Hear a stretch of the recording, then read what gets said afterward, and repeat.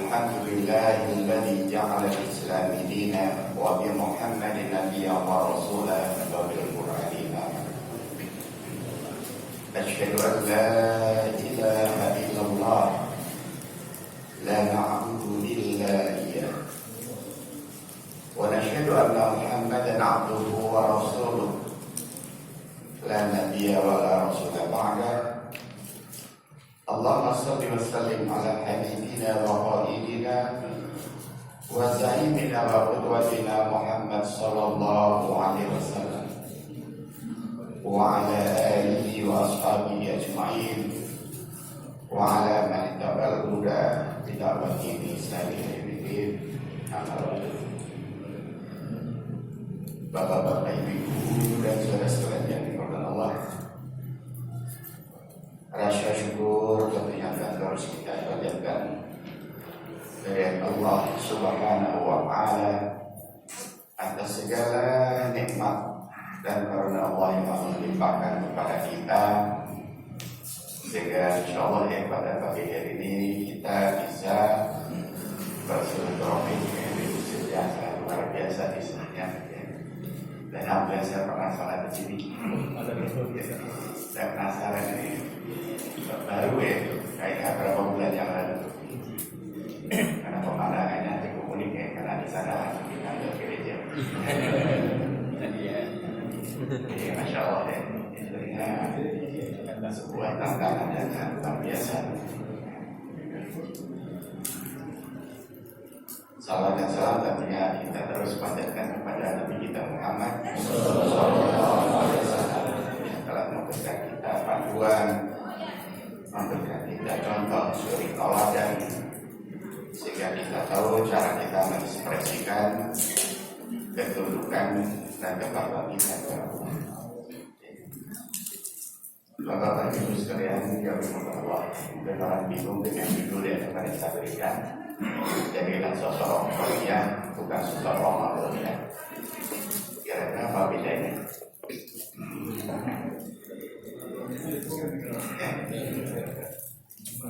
Jadi didasarkan kepada apa yang disampaikan oleh Allah Subhanahu wa Ta'ala dalam surah Al-Imran ayat 79.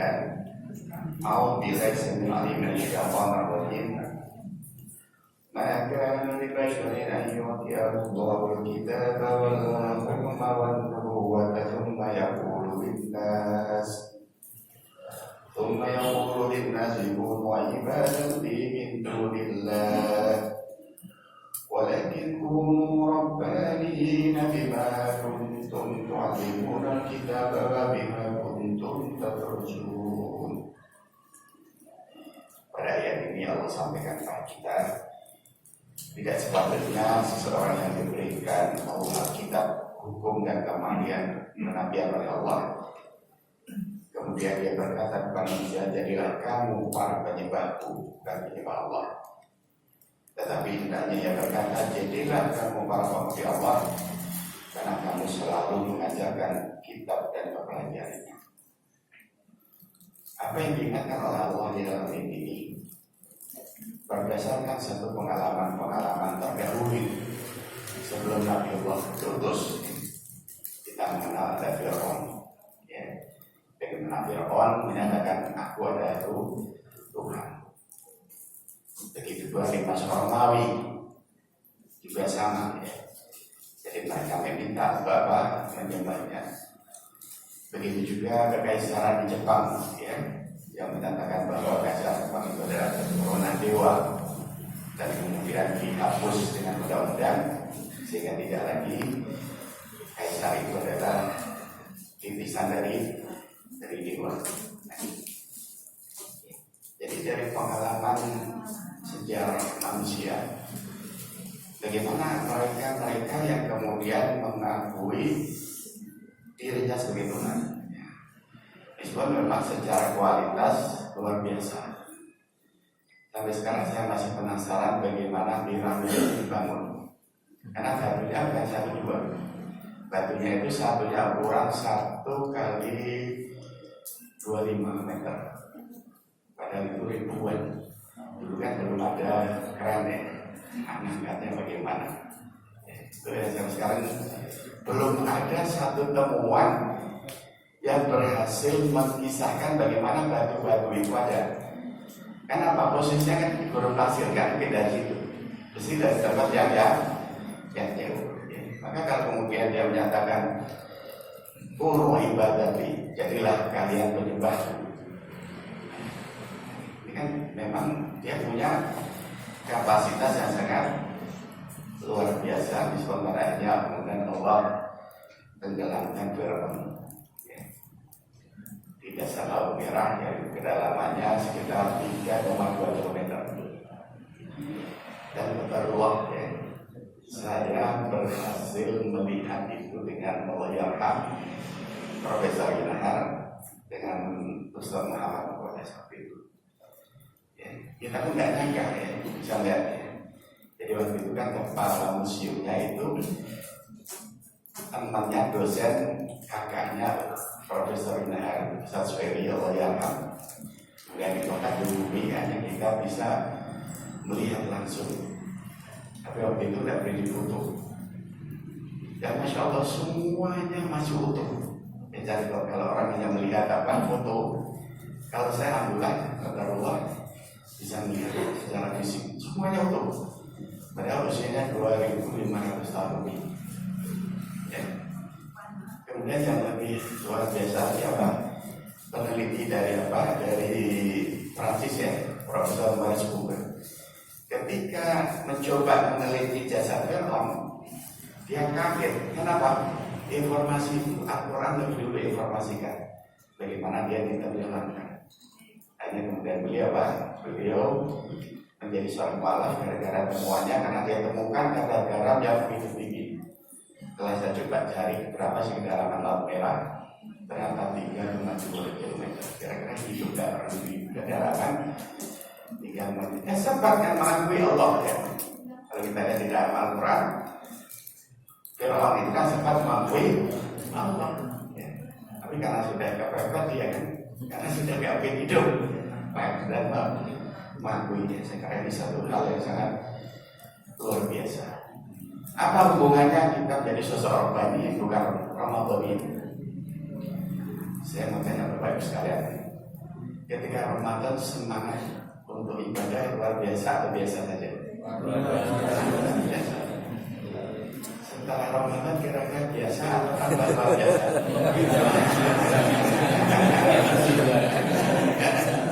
Nah ini persoalannya. Kenapa kemudian saya kasih topik? Jadilah sosok Rabbaniyah, bukan sosok Ramadaniyah. Jadi kalau Ramadan Masya Allah ya, kita lakukan ibadah itu luar biasa. Dan ini nasihat untuk saya paling utama untuk bapak-bapak, karena nggak enak itu Ustaz. Kenapa? Allah katakan wala taqulu ma la taf'alun. Ketika saya ketika ngisi pengajian sampai rumah ditanya, tadi yang dia siapa? Nanti dicocokkan dengan yang tidak dilakukan, maka kayaknya jadi Ustaz. Jadi tidak enak, itu orang biasa. Karena tidak ada risikonya. Kalau ada risikonya, karena Allah murka betul. Kamu remakan intallah yang tak perlu malah. Maka ketika seseorang itu menjadi sosok yang merubani, artinya nilai-nilai kebaikan itu terus berjalan. Maka Allah sampaikan bahwa amal adwa mulah wa killah. Sebaik-baik amal itu adalah amal yang terus-menerus meskipun itu sederhana kecil. Ketika Ramadan yang berlomba-lomba sampai menghatamkan Quran berkali-kali. Setelah Ramadan Syawal ada yang sempat khatam. Kemudian ketika Syawal semangat untuk berbagi karena masih tumbuh atau sudah mulai surut. Karena kemarin habis sudah mau jujur-jujur deh. Kemudian kaitannya dengan amalan sunnah. Maka ketika kita berusaha untuk menjadikan Rabbaniyah, karena ada dua makna yang berbeda. Ada Rabbaniyah dalam makna yang positif, ada Rabbaniyah yang dalam makna negatif. Apa yang makna negatif?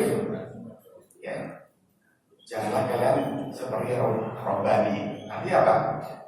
Orang yang menyalahi sunnah. Jadi kan ada saudara-saudara kita yang berbeda agama itu nggak mau menikah, ya kan? Karena dia SPW sosok robbani. Ini apa? Meninggalkan fitrah yang diberikan oleh Allah Subhanahu wa Ta'ala. Maka ketika masa Nabi pun juga Nabi memberikan peringatan kepada para sahabat. Kan 3 orang sahabat masing-masing bercerita tentang apa yang dilakukan. Ada yang selalu berpuasa tidak buka, ada yang selalu dia mulai, kemudian ada yang selalu melakukan ibadah-ibadah tertentu. Tapi apa yang kata Nabi? Jangan seperti itu. Maka Nabi kemudian sampaikan, ya, jangan kalian iyakum wal-ghulu fiddin. Berhati-hatilah kalian di dalam sikap ghulu, berlebihan tidak beragama. Jadi masing-masing kan cerita, yang satu sholat terus, yang satu puasa terus, yang satu tidak mau menikah. Apa kemudian kata Nabi? Sekali lagi, wana ada saya wajibnya. Saya Nabi juga saya menikahi wanita. Artinya apa? Robbaniyah itu dalam sisi negatif tidak dibolehkan. Bahkan suatu saat Nabi mengutus sahabat, coba cek itu, enggak. Kenapa? Nengok istrinya semrawut, kemudian dia sendiri kok istilahnya nggak peduli dengan keluarga. Akhirnya itu setelah sahabat untuk apa? Untuk mencoba mengikuti apa sih aktivitas yang dilakukan dalam keluarga. Nah, tidurlah dia di situ. Dia pura-pura tidur sebentar. Ternyata beneran mau sholat. Akhirnya ditarik, udah istirahat dulu. Sampai berkali-kali akhirnya apa? Kemudian disampaikan kepada Nabi, bijasa 3 alaika hakko, walija zaujika alaika hakko. Jadi untuk tubuhmu ada haknya, untuk istrimu juga ada haknya. Artinya robbaniyah di dalam Islam itu proporsional, tidak boleh mengabaikan dunia. Jadi bagaimana dunia tetap diraih, kemudian akhirat juga menjadi tumpuan. Maka Allah sampaikan, "Tabtaghi fima ataka Allah darul akhirah wa la tansa nasibaka minadul dunia."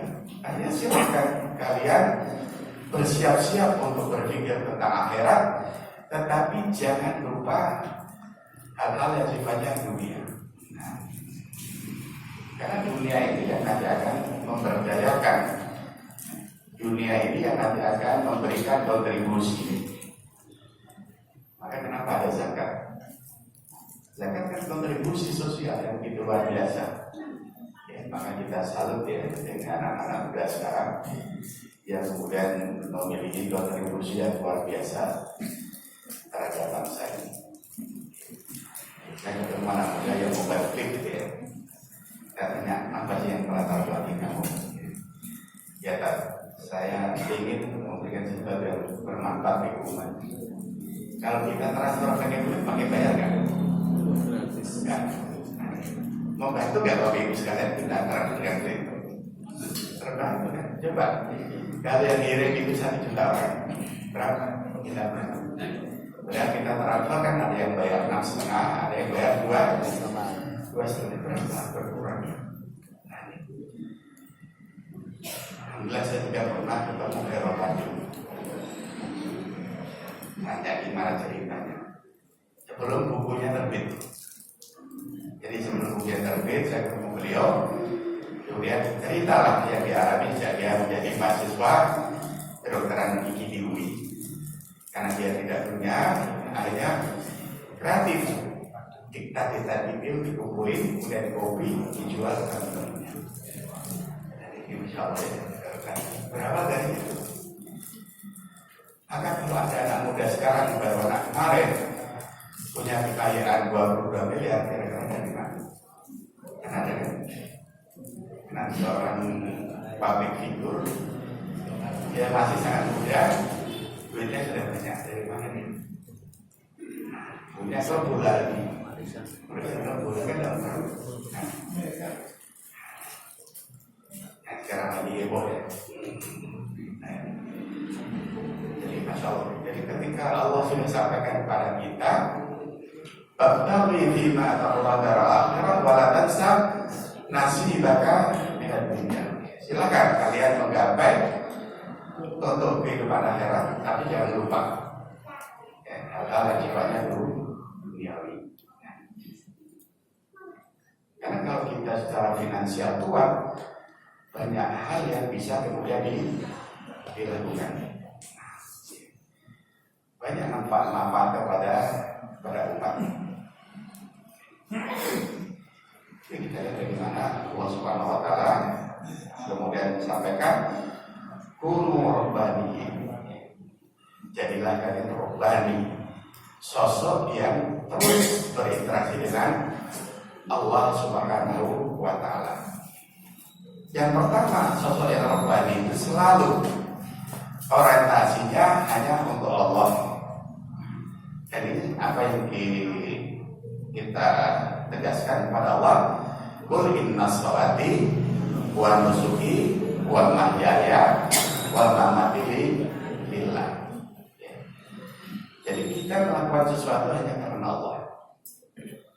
Kira-kira Bapak Ibu bisa katakan tetapi sini karena Allah, karena PRM,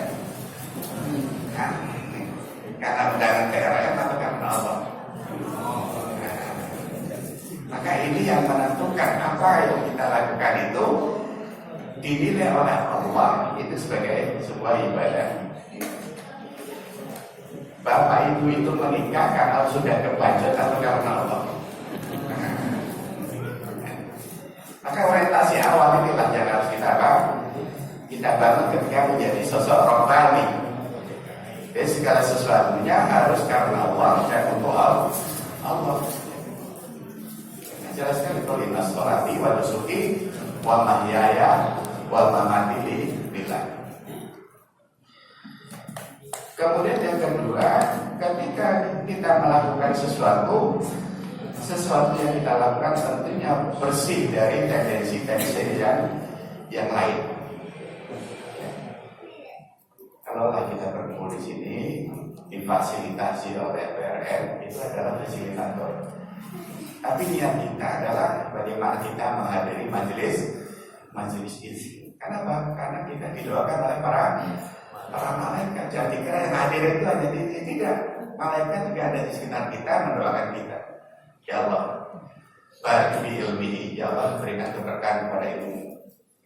Ya Allah, berikan keberkahan kepada majelis. Kedua kita apa?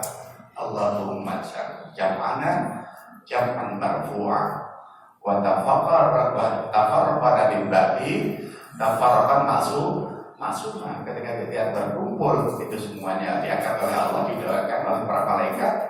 Kemudian ketika berpisah kita dijaga oleh Allah Subhanahu wa Ta'ala. Maka Rasulullah menyampaikan innamal a'malu binniyat. Segala sesuatunya itu tidak lepas dari apa yang kita niatkan. Sehingga ketika kita berniat karena Allah, insya Allah melakukan berbagai macam hal. Kemudian yang ketiga, sosok yang robbani dia akan selalu tawadhu, selalu berusaha untuk mengekspresikan kerendahan dirinya kepada Allah. Apa sih yang bisa kita banggakan? Karena semuanya kalau Allah sudah mencabut, tidak ada yang bisa protes. Misalnya sosok yang sebelumnya sangat luar biasa, ketika stroke mengenai, bisa nggak protes?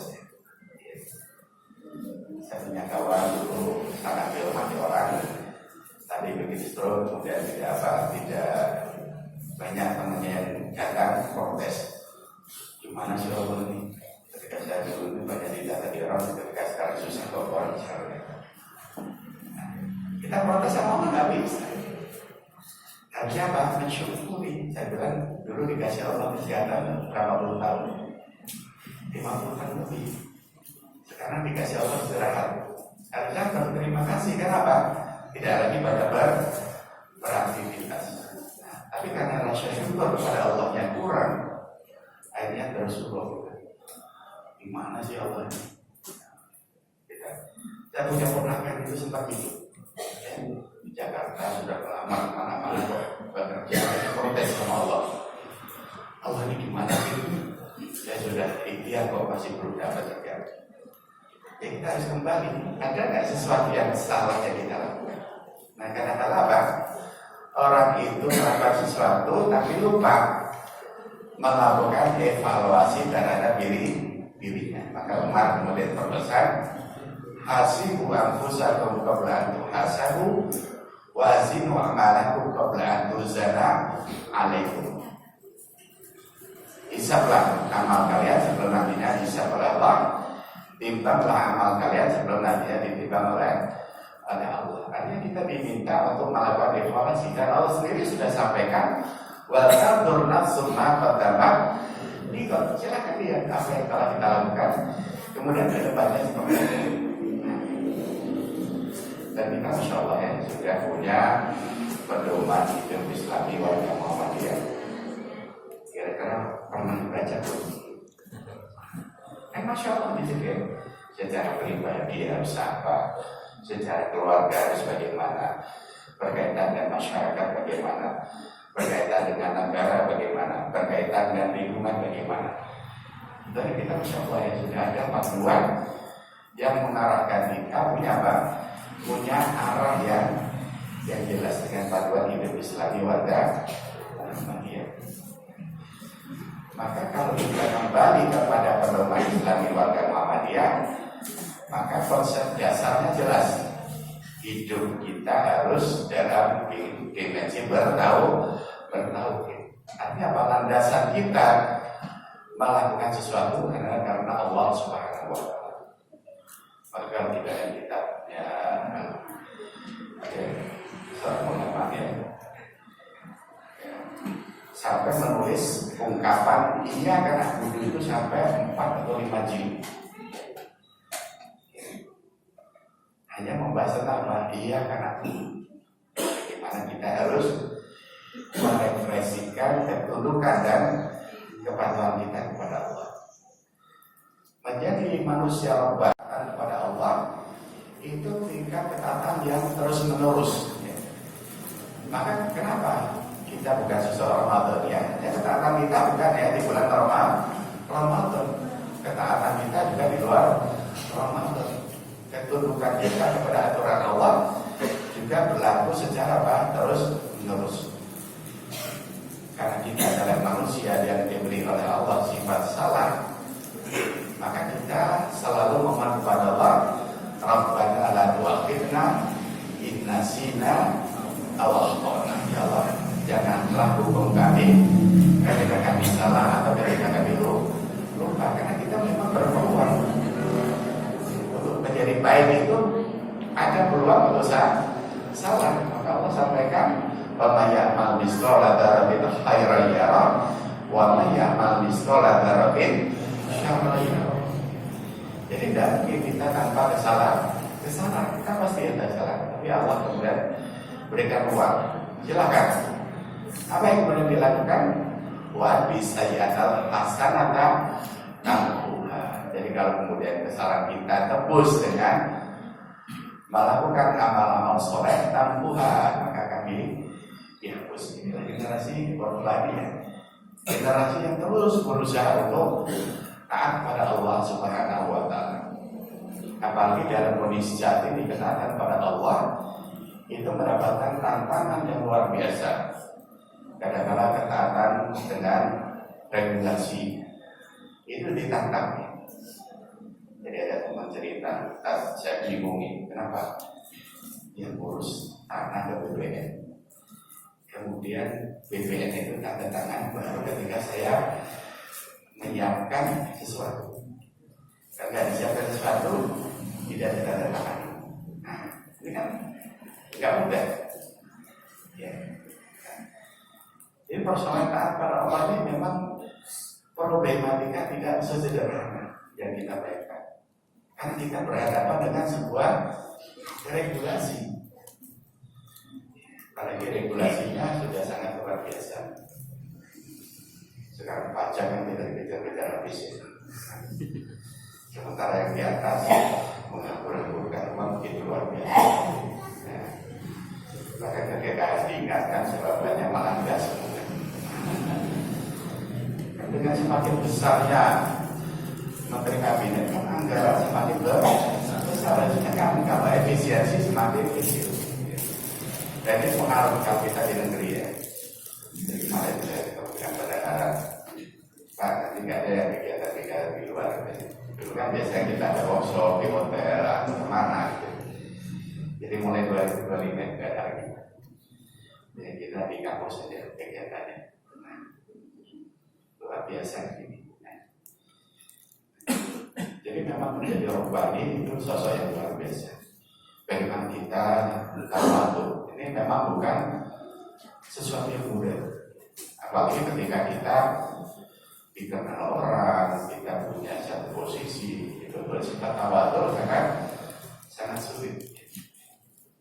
Apalagi ketika kemudian kita mencoba untuk melakukan sesuatu yang sir atau sesuatu yang rahasia. Jadi kalau kita lihat pengalaman Umar bin Khattab ya, Masya Allah ya. Jadi ketika dia kunjungan ke satu wilayah, tidak ada siapa-siapa, dia sendiri. Kemudian dia mendengar dialog antara seorang ibu dengan seorang anak. Yang ibu tadi ingin susunya dicampurkan air agar banyak, sementara sang putri bersikeras tidak mau mencampur. Dan ketika dialog itu terjadi, Umar lewat. Apa yang kemudian terjadi soalnya? Umar langsung meminta putri tadi menjadi menantunya. Lahir sosok siapa? Lahir sosok Umar bin Abdul Aziz. Ini kan sosok robbani. Karena sosok robbani, akhirnya apa yang terjadi? Umar bin Abdul Aziz ini ketika membangun negara, kondisinya minus. Istrinya ditawari, gimana kamu berikan gak harta yang kamu punya untuk membangun Baitul Mal, untuk membangun negara? Ya. Istrinya protes, mereka ini kan pemberian paling waktu. Kemudian Umar bertanya, kalau orang tuamu bukan pejabat publik, kira-kira dapat gak uang itu? Akhirnya diserahkan semuanya untuk membangun negara. Kalau sekarang kira-kira seperti itu. Jadi sosok yang sangat luar biasa, betul-betul robbani, betul. Kenapa? Setiap malam dia selalu berdoa, ya Allah, jangan sampai ketika saya berpuasa ada orang miskin yang tidak tersantuni. Jangan sampai orang yang sakit tidak terobati. Jangan sampai ada orang buta yang tidak ada yang mendampingi. Setiap malam beliau meminta kepada Allah. Apa yang terjadi dalam hitungan yang tidak terlalu lama, mayoritas masyarakatnya mungkin menerima bansos ya. Setelah itu menjadi muzaki. Di Jawa Barat punya terobosan hebat. Siapa yang mau bansos harus vasektomi. Kira-kira benar nggak? Ini ajaran agama ditabraknya. Vasektomi itu boleh dalam kondisi memang darurat. Ini menjadi syarat. Alasannya ini kan ada regulasinya.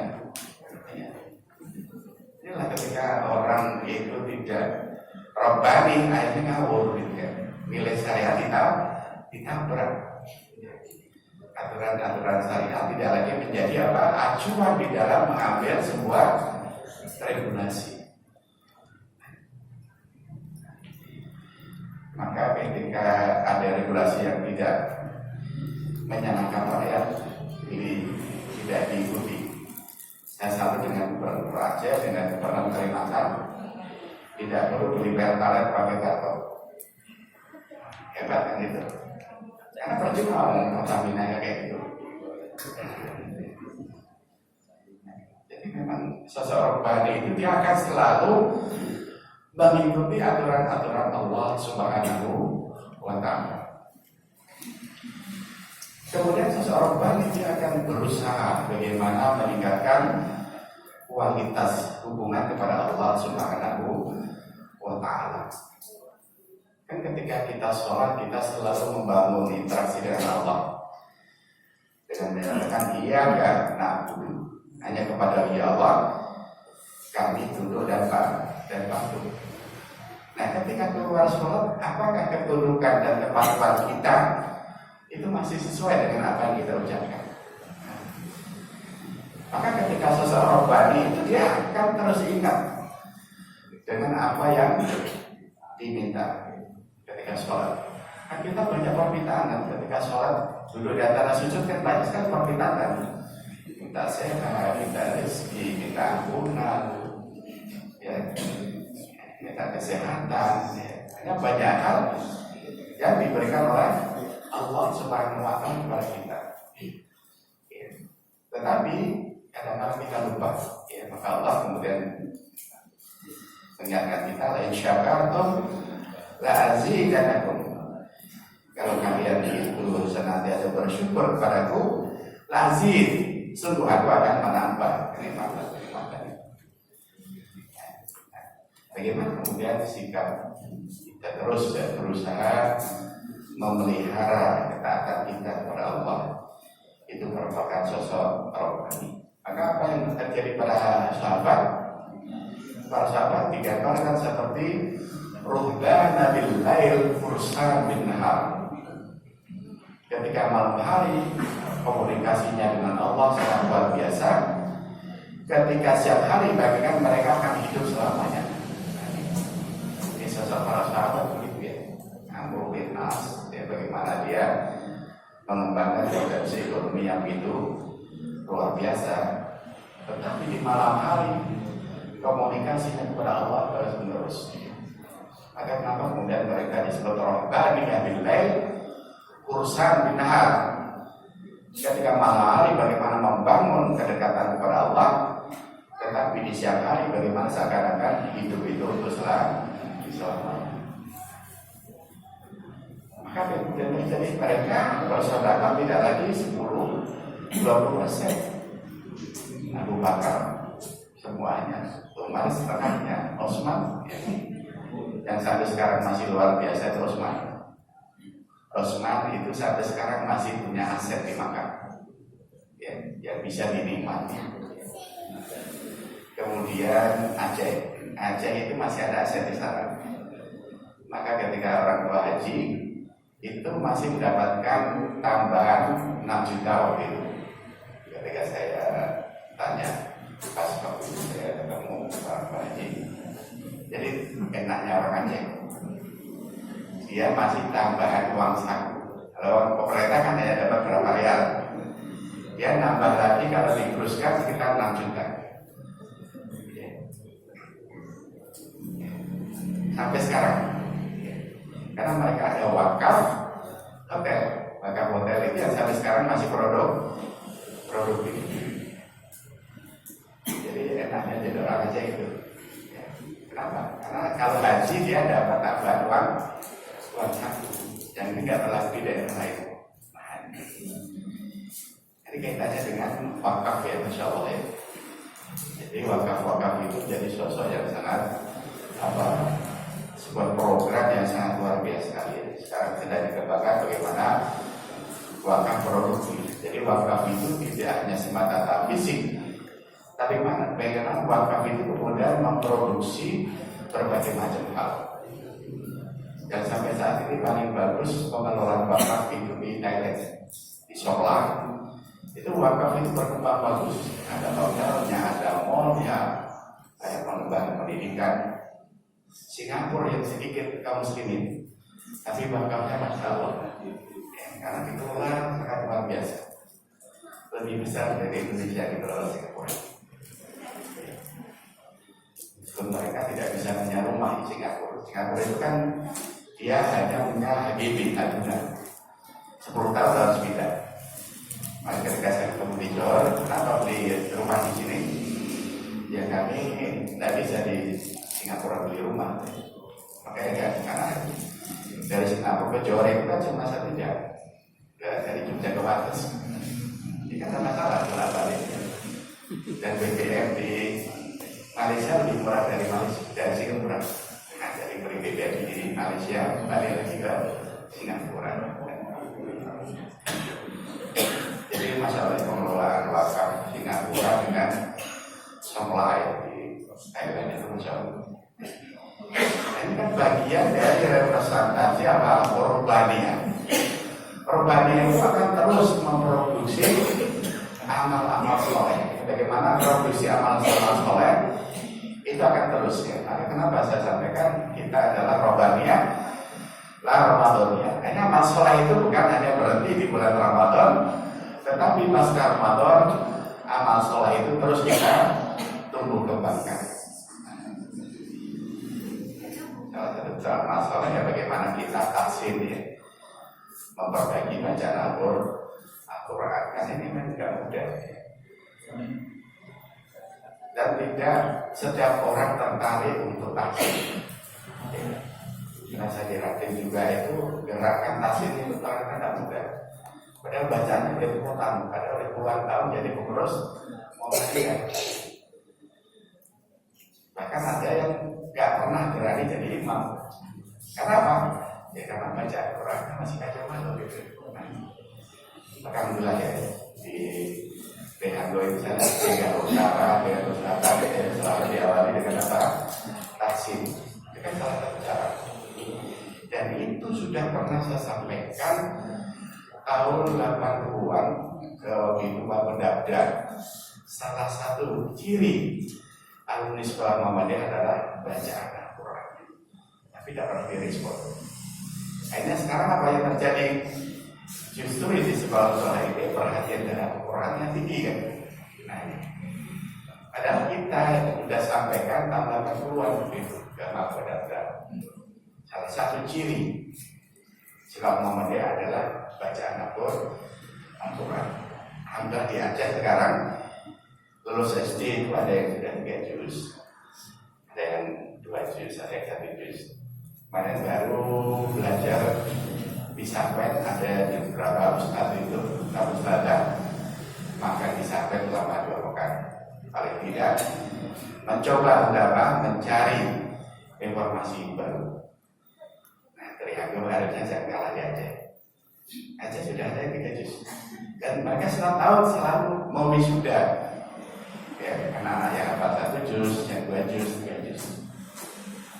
Saya nggak tahu di SD Muhammadiyah yang di kawasan Triago sudah ada standar itu belum?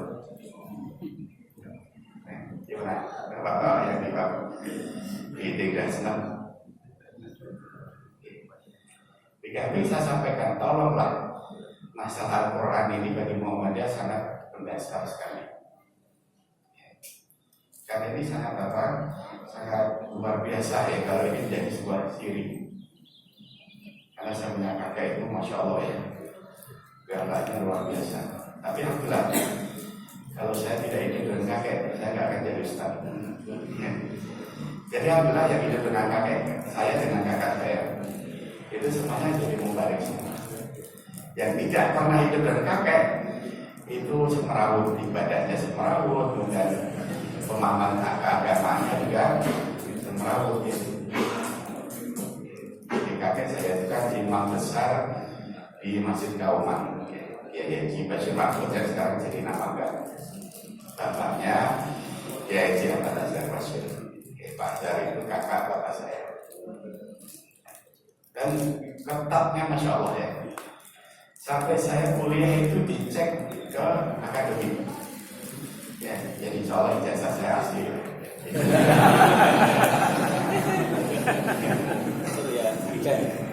Karena dicek kepada akademik. Alhamdulillah, hanya saya diberi Allah kesempatan untuk bisa ke Timur Tengah. Dan di sana Masya Allah ya, kita banyak dipertemukan oleh para masyayikh ya. Saya ketemu dengan Syekh Mahmud Kotor, ya. Syekh Al-Ghazali, Syekh Yusuf Qardawi, Syekh Sabiq yang hidup sunnah, Syekh Sa'rawi. Jadi alhamdulillah ya, Pak bisa di sana saya biasa kesempatan. ketemu dengan para tokoh yang saya paling berkesan itu saya Mustafa Masdur. Dia seorang dai yang sempat 19 tahun di penjara dengan aneka ragam siksaan. Tapi begitu Masya Allah tetap konsisten dengan dakwah. Dan itulah yang waktu itu saya pulang ke Indonesia, datang pulang ke Indonesia untuk masalah dakwah. Tapi sebenarnya Allah. Maka bagaimana kemudian generasi Rabbaniyah ini juga harus kita turunkan, bukan pada diri kita saja, bagaimana dengan anak-anak kita. Ya. Kalian ini yang harus menjadi apa? Harapan. Karena kalau kita tidak tauris, ya, kita tidak menurunkan generasi, maka akan hilang ya nilai-nilai Rabbaniyah itu dalam kehidupan. Karena sekarang kan gangguan anak muda itu sangat luar biasa. Tapi alhamdulillah ya, anak-anak saya kecil itu luar biasa ya, karena perhatian terhadap Quran. Maka tadi malam makan di luar sampai jalan istri kita coba kerja dulu. Jadi anak-anak itu kalau pergi dengan kita kerja dulu. Termasuk ponakan-ponakan, kita ada beberapa ponakan yang di Malibin. Kalau ke rumah harus berhafalan. Karena kita ingin bagaimana nilai-nilai Rabbaniyah itu terus kita turunkan, bukan hanya kita, tapi pada generasi-generasi di bawahnya itu harus kita apa? Kita berikan sentuhan-sentuhan Rabbaniyah. Bahkan sekarang pengaruh HP, Masya Allah, luar biasa. Jadi bagaimana nilai-nilai Rabbani itu harus terus. Maka ketika nilai-nilai Rabbani itu terus kita turunkan kepada anak didik kita, keluarga kita, maka insya Allah ini akan memberikan warna yang berbeda. Jadi saya punya cucu itu dikasih Coca-Cola itu nggak disentuhnya sama sekali. Dulu ketika lewat KFC, ketika lewat McD itu minta mampir beli. Sekarang udah mau aja enggak? Insyaallah. Pokoknya kalau lihat kue berbau Israel ya enggak mau. Itu luar biasa. Ya. Karena memang kita punya ikatan yang kuat karena dua orang anak saya kan lahirnya tidak di Indonesia ya. Yang pertama lahirnya di rumah sakit Palestina. Sehingga ikatan ke Palestina itu sangat kuat karena selalu saya bawa karena itu perbatasan Gaza. Saya bilang kepada mereka Gaza adalah bagian dari tanah air kalian. Anaknya pun juga sampai sekarang merasakan itu pengaruh itu. Sehingga kalau aksi tanah Palestina cucu saya boleh ikut. Karena bapaknya kan nasyid ya, selalu nasyid menyanyikan lagu Palestina. Dan ini beberapa hal yang bisa kita sampaikan pada kesempatan kali ini. Kita mohon pada Allah, mudah-mudahan kita semua dijadikan Allah generasi Rabbaniyah yang selalu komitmen dengan amal-amal soleh. Kemudian kita berusaha terus tawadhu, merasa rendah diri di hadapan Allah. Kemudian kita terus berusaha mengikhlaskan apa yang kita lakukan semuanya karena Allah Subhanahu wa Ta'ala. Mari kita hanya berdoa, mudah-mudahan kita diberi Allah kesempatan terus meningkatkan kualitas amal kita, meningkatkan kepribadian kita, mengamankan keluarga kita dari pengaruh-pengaruh negatif yang ada. A'udzubillahi minasyaitonir rajim. Bismillahirrahmanirrahim. Alhamdulillahirabbil alamin. Wassalatu wassalamu ala asyrofil mursalin Muhammadin wa ala alihi wa ashabihi ajma'in. Alhamdulillahirabbil alamin. Hamdan yuafi ni'mahu yukafi mazidah.